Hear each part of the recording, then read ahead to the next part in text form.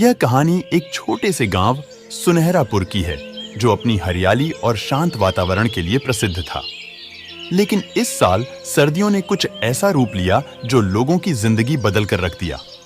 ठंड का कहर इतना बढ़ गया कि हर घर, हर इंसान इसके असर से लड़ने की कोशिश कर रहा था। सर्दी के मौसम की शुरुआत होते ही गांव के लोग अपने रोजमर्रा के कामों में जुट गए। लेकिन इस बार ठंड ने जल्दी ही अपना विकराल रूप दिखाना शुरू कर दिया। सुबह की ठंडी हवा इतनी तेज थी कि बच्चों का स्कूल जाना भी मुश्किल हो गया। गांव का 10 साल का लड़का राजू हर सुबह अपनी बहन गुड्डी के साथ स्कूल जाता था। एक दिन राजू ने कहा, गुड्डी, आज स्कूल ना चलें, मेरी उंगलियां तो जमने लगी हैं। गुड्डी ने जवाब दिया, नहीं भैया, मास्टर जी ने कहा था कि स्कूल में आग जलाएंगे, वहां गर्मी मिलेगी। दोनों भाई बहन ठिठुरते हुए स्कूल पहुंचे, लेकिन वहां कोई आग नहीं जल रहा था। मास्टर गांव वालों के लिए ठंड हर दिन चुनौती बनती जा रही थी। कुछ ही दिनों में आसमान से बर्फ गिरने लगी। यह गांव में पहली बार हुआ था। राजू के पिता श्यामू काका, जो किसान थे, उन्होंने चिंतित होकर कहा, बर्फ ने तो फसलें खराब कर दी, अब खाएंगे क्या? राजू ने सुना और सोचा, पिताजी को मदद करनी होगी। उस रात राजू ने अपनी मां से कहा, मां, हम कुछ कर सकते हैं क्या? पिताजी की मदद कैसे करें? मां ने उदास होकर कहा, बेटा, ठंड से बचना ही सबसे बड़ी चुनौती है, भगवान पर भरोसा रखो।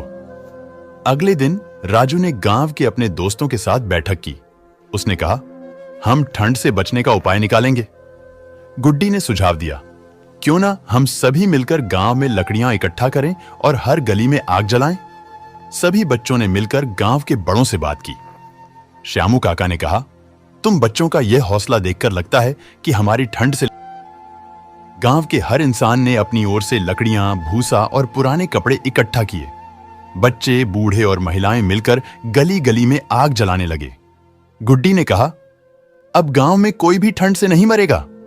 लेकिन यह ठंड इतनी सरल नहीं थी। एक रात अचानक तेज बर्फीली आंधी चली, आग बुझने लगे।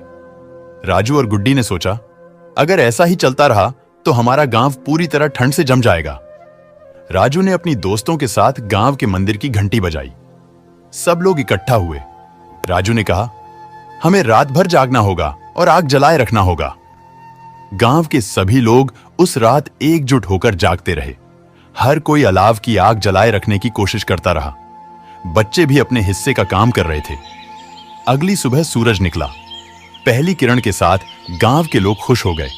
बर्फ पिघलने लगी और ठंड ने धीरे धीरे अपना असर कम करना शुरू कर दिया। श्यामू काका ने राजू और गुड्डी को गले लगाते हुए कहा, तुम बच्चों ने हमें यह सिखाया कि मिलजुल कर किसी भी मुश्किल का सामना किया जा सकता। तो दोस्तों, कैसी लगी कहानी? अगर आपको अच्छी लगी हो तो इस चैनल को सब्सक्राइब करें और बताएं कि मैं अगली कहानी किस टॉपिक पर बनाऊं।